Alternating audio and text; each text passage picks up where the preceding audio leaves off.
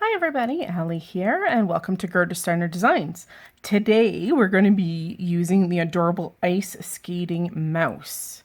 And for my image today, I took that little mouse and I flipped it around so that he could have a skating partner on his little pond today. So let's get coloring. Today I have printed out my image on Strathmore watercolor paper. This is cold press, and this is, let's see, the 400 series. Okay. So what I did is I initially printed it out on a piece of lightweight copy paper, and then I stuck my piece of watercolor paper to that and sent it again through the machine. So I only used up this much watercolor paper and I didn't waste anything. I'm just going to pull in a little scrap here. I do have my swatch panel off to the side, but I just want to make sure that it's the color I want when I use it. So I'm going to use my ZIG Clean Color Brush Markers today. And let's see. We're going to start by putting some base color down. So this is a warm gray 2. So we're going to start with our mice because they're the cutest little things ever. This is a fairly new digital stamp from Gerda. So it hasn't been in the shop for very long, so make sure that you get a chance to download it. I did take my image into my Photoshop, and it's, as you can see, it's not as black as it typically would be. I changed its opacity to about 30%. So it's not so stark black. Because I kind of want to have a little bit more subdued and sweet kind of feel to this card. So I didn't want a harsh black line.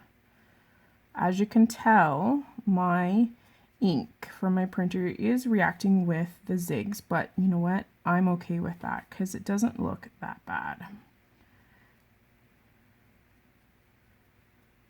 So we're going to fill in all of the mousy fur.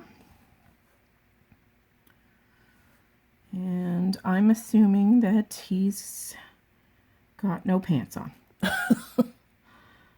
So I'm going to color in his bottom half of his body and his legs. There we go. Let's flip this up there. And the same on his dancing partner. I figure skated for a number of years, and my sister actually had a dance partner. I didn't, but she did. So I'm very familiar with ice skating. All right. There we go. We got our base color down. Then I'm going to see if I can find a slightly darker gray. Want to see. This is quite a bit darker. So what I may do is I'm going to bring in just an acrylic block. Sorry for the glare. I'm going to paint a little bit of that dark ink on that. And then I'm just going to use my lighter gray, the original gray that I used to color my image in, and I'm just going to pick it up with the lighter. And we're just going to add a tiny bit of shadow. I'm not going to assume a specific light source, so I'm just going to color where I see shadows and things like that. So because his cute little snout is behind his partners, I'm going to add a tiny bit of a shadow there. And down his neck. And kind of under his ear. I'm going to add tiny bit in here just to indicate that the ear is hollow. Go back in and add a touch more darkness. Here I'm going to add a tiny bit of darkness just underneath his toque as well. Not too much, but just enough. Okay, let's go to his skating partner here. And we'll do the same thing.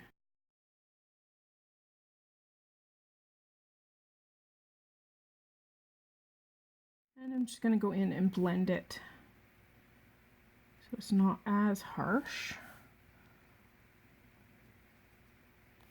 There we go. And just make our other little mouse here a little bit darker so it's not totally identical from his body.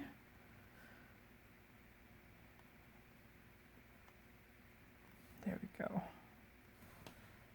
All right, so let's get decorating all of their fun outfit details.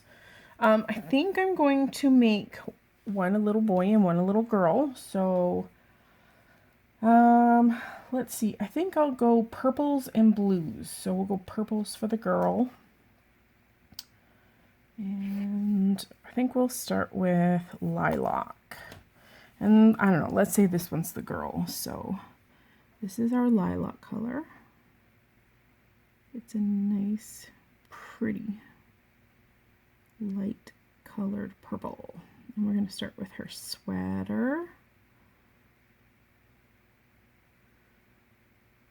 The brush tips on these markers are fabulous. They are nice and thin, so it makes it really easy to get into those teeny tiny parts.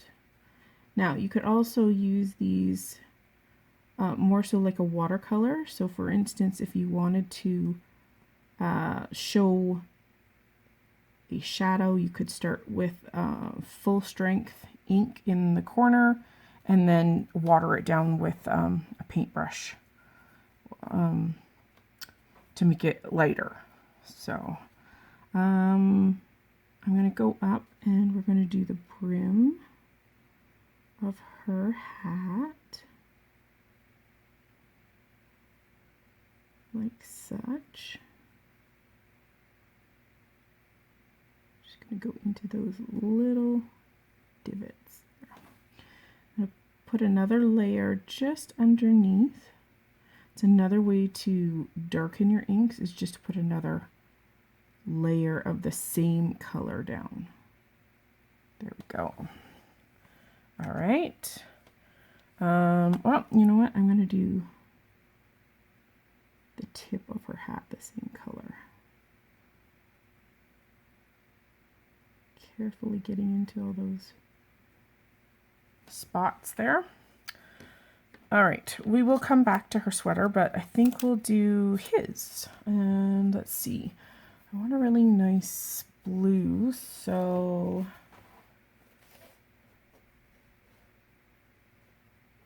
let's go with a cornflower blue. All right, and again, I'm going to start on his sweater. We'll figure out the scarf in a minute. Now, you could go into your Photoshop and remove some of the elements. So for instance, I might have removed one of the hearts from the sweaters just to indicate that it is a completely different character. You could have carefully gone in and removed, say, the stripes from somebody's hat. It's completely up to you. That's the reason why digital stamps rock. Plus, you can also resize them to whatever size that you need to work with. So I sized my little mice here down to a size that was manageable on an A2 sized card, which is standard 4 1/4 by 5 1/2. So you can be quite inventive with your digital stamps and kind of make it your own. I mean, obviously the designer takes all the credit for your original image, but you can certainly assist in creating something different. So for his hat, I'm going to go into that second layer, and we're going to color it in that nice cornflower blue, like such. And we'll go into that last pointy aspect of his hat. There we go. All right, so we're getting closer. I love the purple. Let's go back to her. Pick. Sorry, I have to find the ones that I want. Okay, and this one is called purple. So let's do the heart on her sweater, this kind of more reddish version of the purple. And then maybe we'll do her mittens, which are adorable.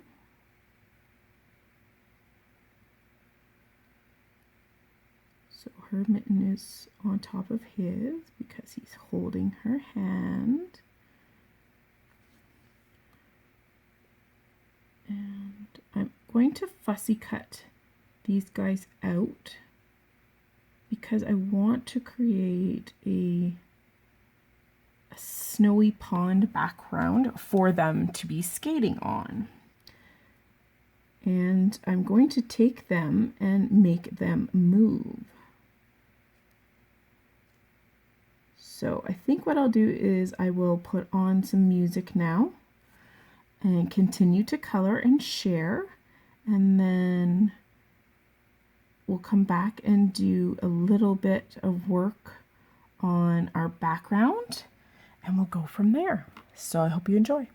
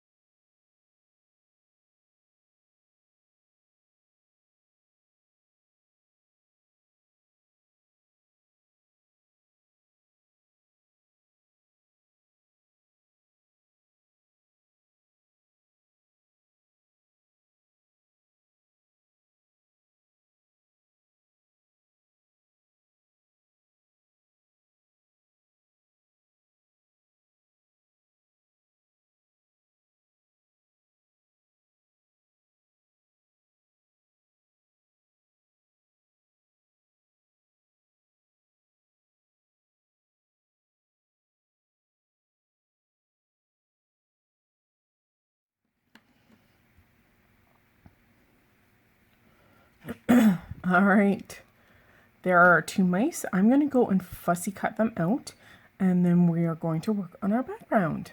So let's start on our background. I have die cut my piece of watercolor paper, and we're going to start with putting in the frozen lake. So I've got a shadow mauve here, and I'm going to scribble because I think I'm going to come in with water and blend this because I want it to be a little bit softer. Of course, I want our cute little mice to be front and center. So shadow mauve, I'm going to come in with haze blue, and we're going to put some of it in to blend like such. Of course, you can always come in and add more color.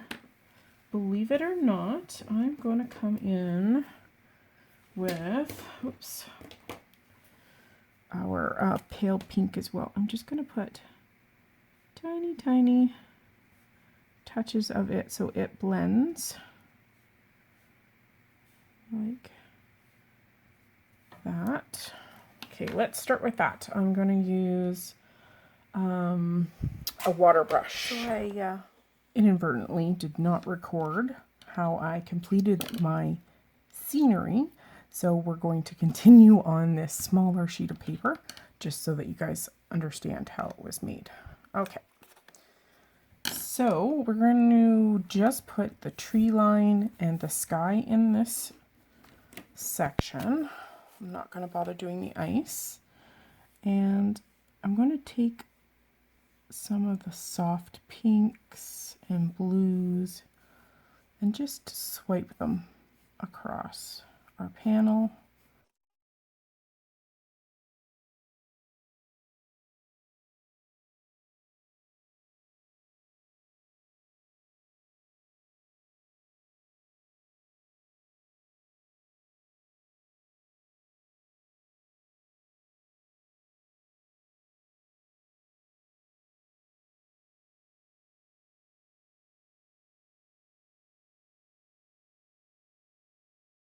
And then we're going to dry this up and we're going to deepen some of those tones.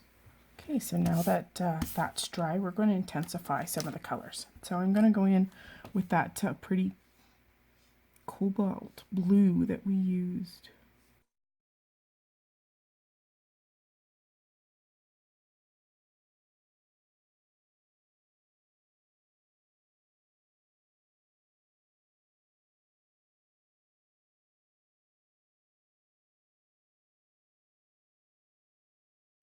It's a lot more vibrant than on camera.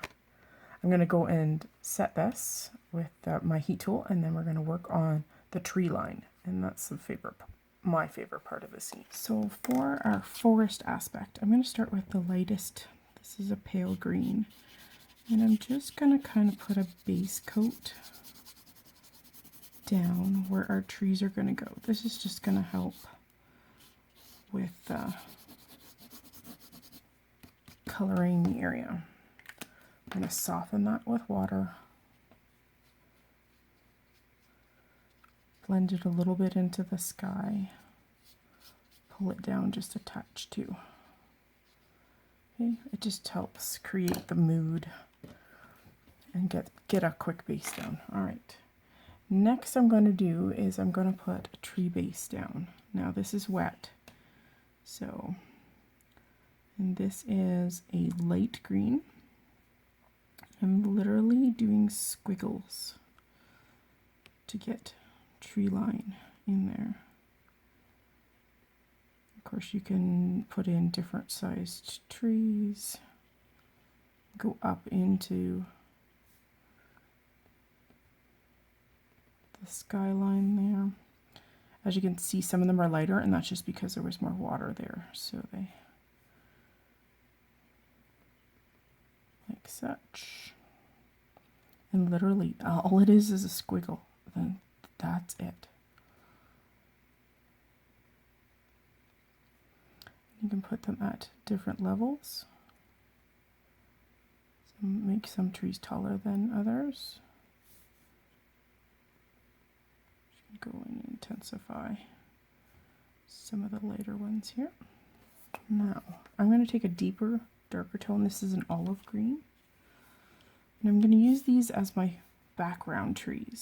So the ones in the foreground are going to be much more detailed because you're going to see more detail in trees that are in the foreground. And again, I'm doing tree shapes and I'm going to do them right over top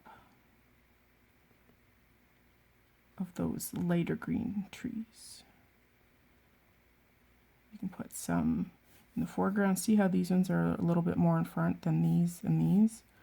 So play with your levels where you're going to put trees. And just have fun. Just doing your little tree doodles. Like I said, they don't have to be perfect because this is not the focal point of the card. We want people to concentrate on those cute little mice. But it just makes for a more cohesive kind of story that you're telling on your card.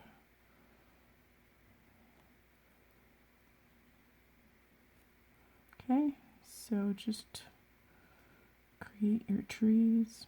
I'm also going to do a quick swipe of a brown. I'm just going to speckle it, and that's going to kind of be my ground. Even though this is winter time, I'm just going to use brown.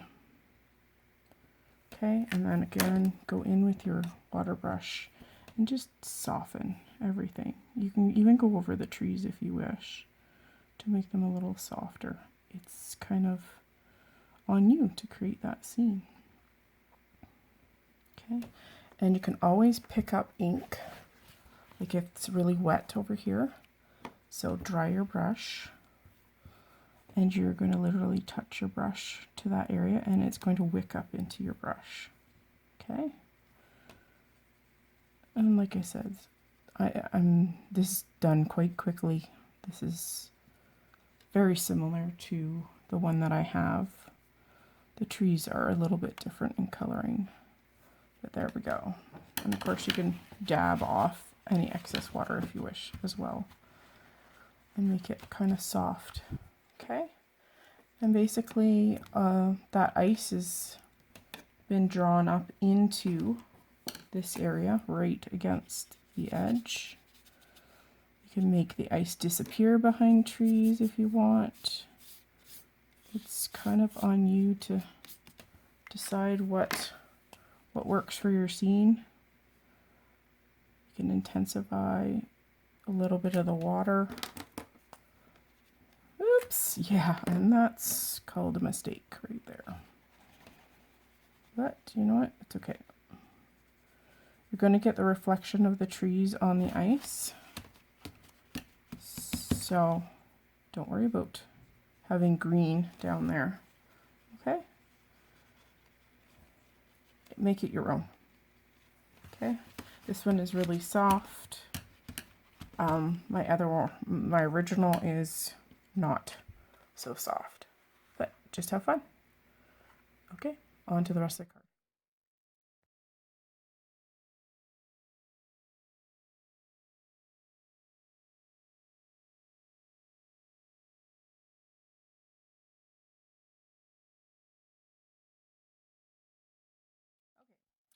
So now that we've finished our background, we want to put our two little skaters on, but I want them to move back and forth. You don't need specific dyes to do this, but we need to do a little bit of positioning. So I want my skaters to go from side to side. I'm going to leave this to put some form of sentiment, but I don't want them to go like too far outside the card. So what I'm going to do is I'm going to put a mark. Actually, you know what? I'll put a line so that you guys can see it a little bit easier. I'm just going to outline their arms. And then I'm going to shift it over to the maximum. I want to put it on the other side. And I'm going to do the same. So I'm going to trace that. Now what I'm trying to do is to mark out where I want my little channel to go, and I also want to make sure that my channel is thinner than that area. So there are my marks. So here is one end and here is the other. Now I'm literally just going to take my trimmer and I'm going to drop it in, and I'm going to create a smooth rectangle for my pieces to go back and forth. So let's do that. So I have two parallel lines in there, and I just used my trimmer, and I'm just going to cut across and join those to make my little rectangle. Might have to extend this end a bit just because it's not quite as far as I wanted it. So you can still see my pencil lines, so I know it's going to be hid underneath their arms. So that makes it a lot easier. You're not going to see it. I'm just going to erase my pencil guidelines here. And let me show you what we're going to work with. So I have these little plastic discs, and if you see, I need to open it up just a tiny little bit more, but these are going to be used to run down the track. So they're attached to the back of our mice, and then you can shift them back and forth. So let's go and fix this so they're a little tiny bit wider, and I can do that with my X-Acto knife here. I'm going to go on the bottom edge, and I'm cutting off a sliver because I really want to try to maintain hiding this underneath the edge, underneath their arms. Okay, so I'm hoping that's wide enough now. Yes, much better. Okay, so now that I've got this down, I'm going to work on the back, and we need quite a bit of foam tape to make things kind of stand up. So I've got my huge mama roll of Scotch brand tape, and I think I'm going to double it up. So I've just cut a long strip, and I'm just going to fold it back on itself to create a double layer before I even cut it. It just makes it faster. And then I'm going to cover the back of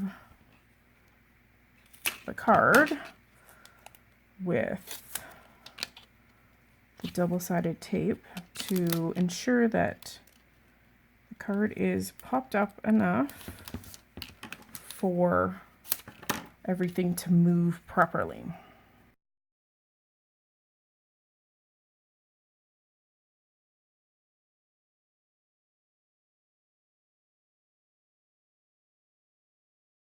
Okay, so now we are going to attach these